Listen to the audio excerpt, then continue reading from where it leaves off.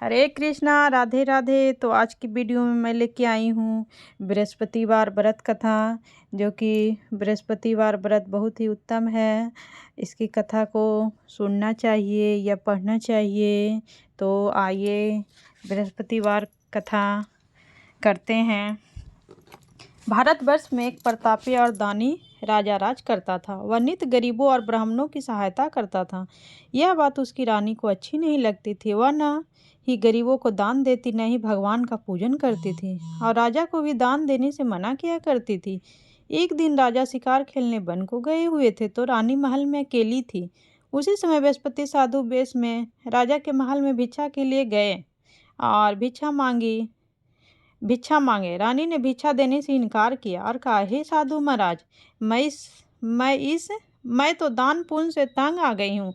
मेरा पति सारा धन लुटाते रहते हैं। मेरी इच्छा है कि हमारा धन नष्ट हो जाए, फिर न रहेगा बांस, न बजेगी बांसुरी। साधु ने कहा, देवी तुम तो बड़ी विचित्र हो। धन संतान तो सभी चाहते हैं, पुत्र भी, और लक्ष्मी तो पापी के घर भी होने चाहिए। यदि तुम्हारे पास अधिक धन है तो भूखे को भोजन दो, प्यासों के लिए प्याऊ बनवाओ, मुसाफिरों के लिए धर्मशालाएं खुलवाओ, जो निर्धन अपनी कुंवारी कन्याओं का विवाह नहीं कर सकते उनका विवाह करा दो। ऐसे ही और कई काम हैं जिनके करने से तुम्हारा यश लोक परलोक में फैलेगा।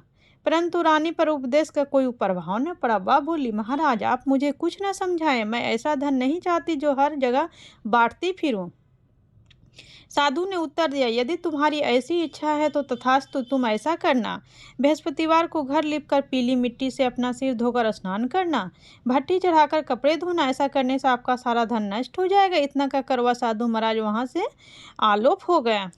साधु के अनुसार कई बातों को पूरा करते हुए रानी को केवल 3 बृहस्पतिवार ही बीते थे कि उसकी समस्त धन संपत्ति नष्ट हो गई। भोजन के लिए राजा का परिवार तरसने लगा। तब एक दिन राजा ने रानी से बोला कि हे रानी, तुम यहीं रहो, मैं दूसरे देश को जाता हूँ, क्योंकि यहाँ पर सभी लोग मुझे जानते हैं, इसलिए मैं कोई छोटा कार्य नहीं कर सकता। ऐसा कहकर राजा परदेश चला गया। वहाँ वह जंगल से लकड़ी काट कर लाता और शहर में बेचता था। इस तरह वो अपना जीवन व्यतीत करने लगा। इधर राजा के परदेश जाते ही रानी और दासी दुखी रहने लगी। एक बार जब रानी और दासी को 7 दिन तक बिना भोजन के रहना पड़ा, तो रानी अपनी दासी से कहा, हे दासी, पास ही के नगर में मेरी बहन रहती है। वह बड़ी धनवान है, तू उसके पास जा और कुछ ले आ, ताकि थोड़ी बहुत गुजर बसर हो जाए। दासी रानी की बहन के पास गई। उस दिन गुरुवार था। रानी के बहन उस समय बृहस्पतिवार व्रत की कथा सुन रही थी। दासी ने रानी की बहन को अपनी रानी का संदेश दिया, लेकिन रानी की बड़ी बहन ने कोई उत्तर नहीं दिया। जब दासी को रानी की बहन से कोई उत्तर नहीं मिला तो वह बहुत दुखी हुआ और उसे क्रोध भी बहुत आया। दासी ने वापस आकर रानी को सारी बात बता दी। सुनकर रानी ने अपने भाग को कोसा। उधर रानी की बहन ने सोचा कि मेरी बहन की दासी आई थी, परंतु मैं उससे नहीं बोली, इससे वह बहुत दुखी हुई होगी। कथा सुनकर और पूजन समाप्त करके वह अपनी बहन के घर आई और कहने लगी, हे बहन, मैं बृहस्पतिवार का व्रत कर रही थी। तुम्हारी दासी मेरे घर आई थी, परंतु जब तक कथा होती है तब तक न उठते हैं और नहीं बोलते हैं, इसलिए मैं नहीं बोली। कहो दासी, क्यों गई थी? रानी बोली, बहन, तुमसे क्या छिपाऊं? हमारे घर में खाने तक को अनाज नहीं था। ऐसा कहते कहते रानी की आंखें भर आई। उसने दासी समेत पिछले 7 दिनों से भूखे रहने तक की बात अपनी बहन को विस्तार पूर्वक सुना दी। रानी की बहन बोली, देखो बहन, भगवान बृहस्पति देव सबकी मनोकामना को पूर्ण करते हैं। देखो, शायद तुम्हारे घर में अनाज रखा हो। पहले तो रानी को विश्वास नहीं हुआ, पर बहन के आग्रह करने पर उसने अपनी दासी को अंदर भेजा तो उसे सचमुच अनाज से भरा एक घड़ा मिल गया। यह देखकर दासी को बड़ी हैरानी हुई। दासी रानी से कहने लगी, हे रानी, जब हमको भोजन नहीं मिलता तो हम व्रत ही तो करते हैं, इसलिए क्यों न इनसे व्रत और कथा की विधि पूछ ली जाए, ताकि हम भी व्रत कर सकें। तब रानी ने अपनी बहन से बृहस्पतिवार व्रत के बारे में पूछा। उसकी बहन ने बताया, बृहस्पतिवार के व्रत में चने की दाल मुनक्का से विष्णु भगवान का केले की जड़ में पूजन करें तथा दीपक जलाएं। व्रत कथा सुने और पीला भोजन ही करें, इससे बृहस्पति देव प्रसन्न होते हैं। व्रत और पूजन विधि बताकर रानी की बहन अपने घर को लौट गई। 7 दिन के बाद जब गुरुवार आया तो रानी और दासी ने व्रत रखा। घुड़साल में जाकर चना और गुड़ लेकर आई, फिर उससे केले की जड़ तथा विष्णु भगवान का पूजन किया। अब पीला भोजन कहाँ से? इस बात को लेकर दोनों बहुत दुखी थे। चूंकि उन्होंने व्रत रखा था, इसलिए बृहस्पति देव उनसे प्रसन्न थे। इसलिए वे एक साधारण व्यक्ति का रूप धारण कर 2 थालों में सुंदर पीला भोजन दासी को दे गए। भोजन पाकर दासी प्रसन्न हुई और फिर रानी के साथ मिलकर भोजन ग्रहण किया। उसके बाद वे सभी गुरुवार को व्रत और पूजन करने लगे। बृहस्पति भगवान की कृपा से उनके पास फिर से धन संपत्ति आ गई, परंतु रानी फिर से पहले की तरह आलस करने लगी। तब दासी बोली, देखो रानी, तुम पहले भी इसी प्रकार आलस करती थी, तुम्हें धन रखने में कष्ट होता था, इस कारण सभी धन नष्ट हो गया, और अब जब भगवान बृहस्पति की कृपा से धन मिला है तो तुम्हें फिर आलस होता है। रानी को समझाते हुए दासी कहती है कि बड़ी मुसीबतों के बाद हमने यह धन पाया है, इसलिए हमें दान पुण्य करना चाहिए, भूखे मनुष्यों को भोजन कराना चाहिए और धन को शुभ कार्यों में खर्च करना चाहिए, जिससे तुम्हारे कुल का यश बढ़ेगा, स्वर्ग की प्राप्ति होगी और पितृ प्रसन्न होंगे। दासी की बात मानकर रानी अपना शुभ कार्यों में खर्च करने लगी, जिससे पूरे नगर में उसका यश फैलने लगा। एक दिन राजा दुखी होकर जंगल में एक पेड़ के नीचे आसन जमाकर बैठ गया। वह अपनी दशा को याद करके व्याकुल होने लगा। बृहस्पतिवार का दिन था। एकाएक उसने देखा कि निर्जन वन में एक साधु प्रकट हुए। वह साधु वेश में स्वयं बृहस्पति देवता थे। लकड़हारे के सामने आकर बोले, हे लकड़हारे, इस सुनसान जंगल में तू चिंता मग्न क्यों बैठा है? लकड़हारे ने दोनों हाथ जोड़कर प्रणाम किया और उत्तर दिया, महात्मा जी, आप सब कुछ जानते हैं, मैं क्या कहूँ। यह कहकर रोने लगा। साधु को अपनी आत्मकथा सुनाई। महात्मा जी ने कहा, तुम्हारी स्त्री ने बृहस्पति के दिन बृहस्पति भगवान का निरादर किया है, जिसके कारण रुष्ट होकर उन्होंने तुम्हारी यह दशा कर दी। अब तुम चिंता को दूर करके मेरे कहने पर चलो तो तुम्हारे सब कष्ट दूर हो जाएंगे और भगवान पहले से भी अधिक संपत्ति देंगे। तुम बृहस्पति के दिन कथा किया करो। 2 पैसे की चने मुनक्का लाकर उसका प्रसाद बनाओ और शुद्ध जल से लोटे में शक्कर मिलाकर अमृत तैयार करो। कथा के पश्चात अपने सारे परिवार, सुनने वाले प्रेमियों में अमृत व प्रसाद बांटकर आप भी ग्रहण करो। ऐसा करने से भगवान तुम्हारी सब मनोकामनाएं पूरी करेंगे। साधु के ऐसे वचन सुनकर लकड़हारा बोला, हे प्रभु, मुझे लकड़ी बेचकर इतना पैसा नहीं मिलता जिससे भोजन के उपरांत कुछ बचा सकूं। मैंने रात्रि में अपनी स्त्री को व्याकुल देखा है। मेरे पास कुछ भी नहीं जिससे मैं उसकी खबर मंगा सकूं। साधु ने कहा, हे लकड़हारे, तुम किसी बात की चिंता मत करो। बृहस्पति के दिन तुम रोजाना की तरह लकड़ियां लेकर शहर को जाओ। तुमको रोज से दुगना धन प्राप्त हो, जिससे तुम भली भांति भोजन कर लोगे तथा बृहस्पति देव की पूजा का सामान भी आ जाएगा। इतना कहकर साधु अंतर ध्यान हो गए। धीरे धीरे समय व्यतीत होने पर फिर वही बृहस्पतिवार का दिन आ गया। लकड़हारा जंगल से लकड़ी काटकर किसी शहर में बेचने गया। उसे उस दिन और दिन से अधिक पैसा मिला। राजा ने चना गुड़ आदि लाकर गुरुवार का व्रत किया। उस दिन से उसके सभी क्लेश दूर हो गए, परंतु जब दोबारा गुरुवार का दिन आया तो बृहस्पतिवार का व्रत करना भूल गया। इस कारण बृहस्पति भगवान नाराज हो गए। उस दिन उस नगर के राजा ने विशाल यज्ञ का आयोजन किया तथा शहर में यह घोषणा करा दी कि कोई मनुष्य अपने घर में भोजन ना बनावे, ना आग जलावे, समस्त जनता मेरे यहाँ भोजन करने आवे। इस आज्ञा को जो ना मानेगा उसे फांसी की सजा दी जाएगी। इस तरह की घोषणा संपूर्ण नगर में करवा दी गई।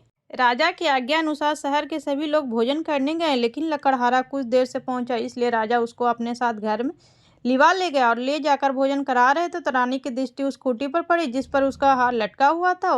वह वहां पर दिखाई नहीं दिया। रानी ने निश्चय किया कि मेरा हार इस मनुष्य ने चुरा लिया है। उसी समय सिपाहियों को बुलाकर उसको कारागार में डलवा दिया। जब लकड़हारा कारागार में पड़ गया और बहुत दुखी होकर विचार करने लगा कि ना जाने कौन से पूर्व जन्म के कर्म से मुझे यह दुख प्राप्त हुआ, और उसी साधु को याद करने लगा जो कि जंगल में था। उसी समय तत्काल बृहस्पति देव साधु के रूप में प्रकट हुए और उसकी दशा को देखकर कहने लगे, अरे मूर्ख, तूने बृहस्पति देव की कथा नहीं कही, इसी कारण तुझे दुख प्राप्त हुआ। अब चिंता मत कर। बृहस्पतिवार के दिन कारागार के दरवाजे पर 4 पैसे मिलेंगे, उनसे तू बृहस्पति देव की पूजा करना, तेरे सभी कष्ट दूर हो जाएंगे। बृहस्पति के दिन उसे 4 पैसे मिले। लकड़हारे ने कथा कही। उसी रात्रि को बृहस्पति देव ने उस नगर के राजा को स्वप्न में कहा, हे राजा, तुमने जिस आदमी को कारागार में बंद कर दिया वह निर्दोष है, वह राजा है, उसे छोड़ देना। रानी का हार उसी खूंटी पर लटका है।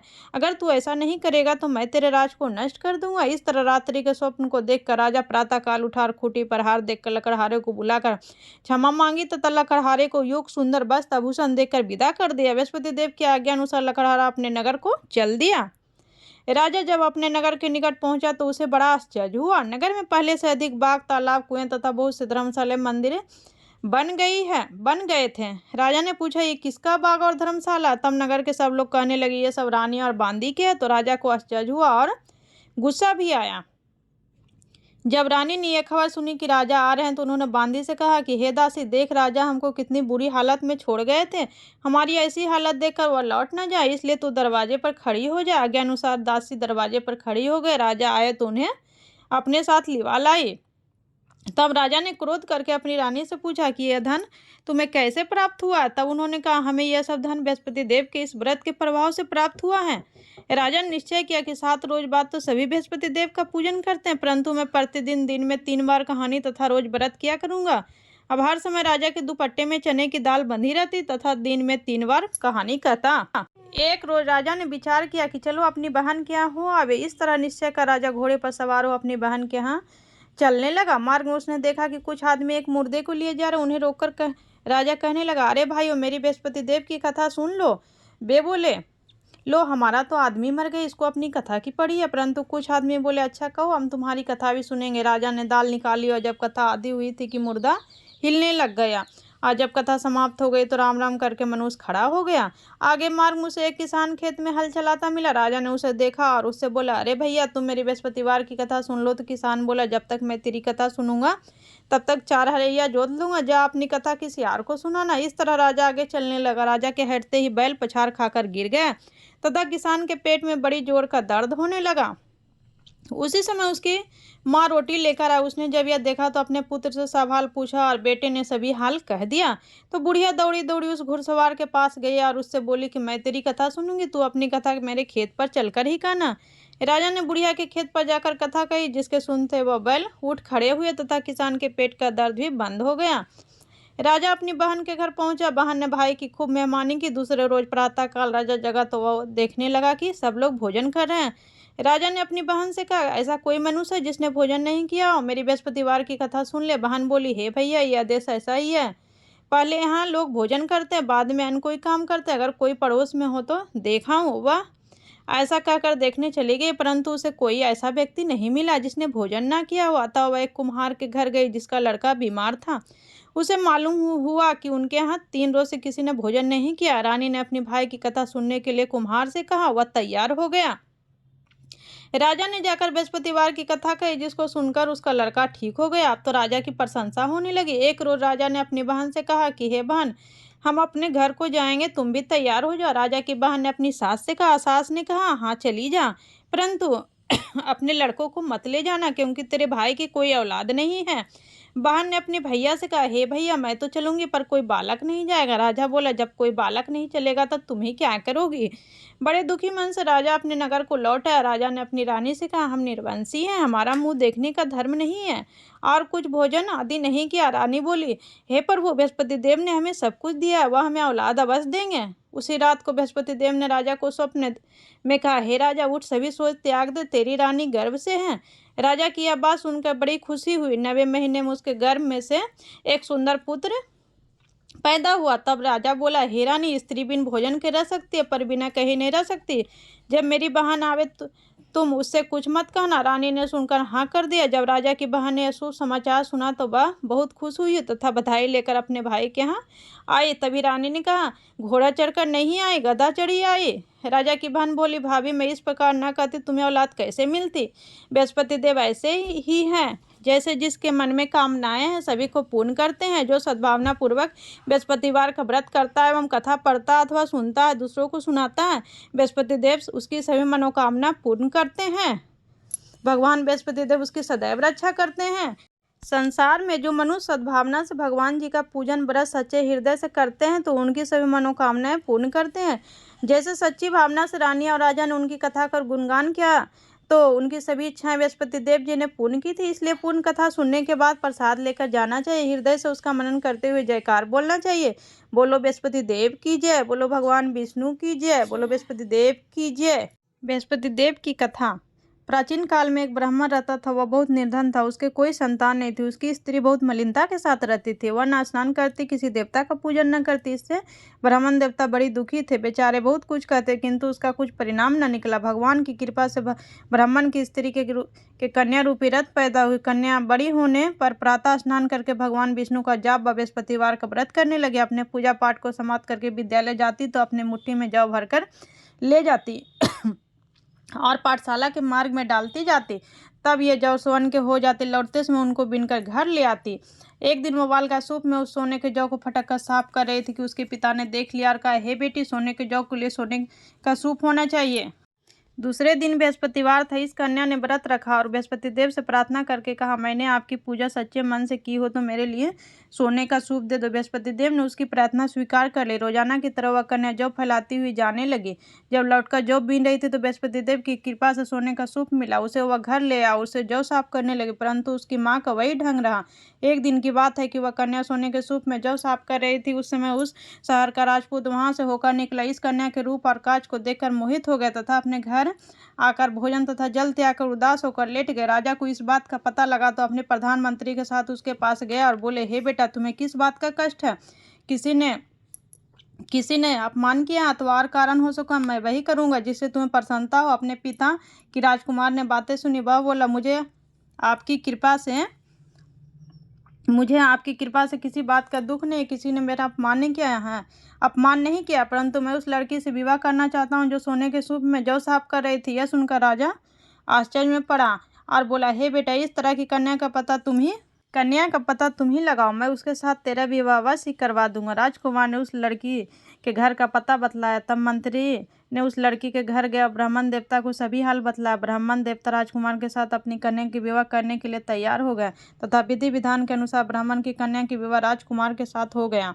कन्या के घर से जाते ही पहले की भांति उस ब्राह्मण देवता के घर में गरीबी का निवास हो गया। भोजन के लिए भी अन्न बड़ी मुश्किल से मिलता था। एक दिन दुखी होकर ब्राह्मण देवता अपनी पुत्री के पास गए। बेटी ने पिता की दुखी अवस्था को देखा और अपनी माँ का हाल पूछा। तब ब्राह्मण ने सभी हाल कहा। कन्या ने बहुत सा धन देकर अपने पिता को विदा कर दिया। इस तरह ब्राह्मण का कुछ समय सुखपूर्वक व्यतीत हुआ।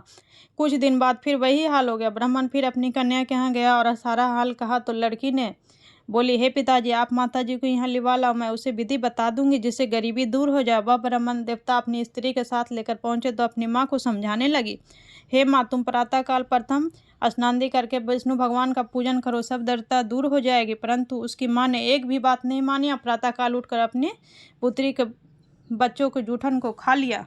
इससे उसकी पुत्री को भी बहुत गुस्सा आया और एक रात को कोठरी से सभी सामान निकाल दिया और अपनी माँ को उसमें बंद कर दिया। प्रातःकाल उसे निकाला तथा स्नान करा के पाठ करवाया तो उसकी माँ की बुद्धि ठीक हो गया और फिर प्रत्येक बृहस्पतिवार को व्रत रखने लगी। इस व्रत के प्रभाव से उसके माँ बाप बहुत ही धनवान और पुत्रवान हो गए और बृहस्पति जी के प्रभाव से इस लोक को सुख भोग का स्वर्ग को प्राप्त हुए। सब बोलो विष्णु भगवान की जय, बोलो बृहस्पति देव की जय। राधे राधे, जय श्री कृष्णा।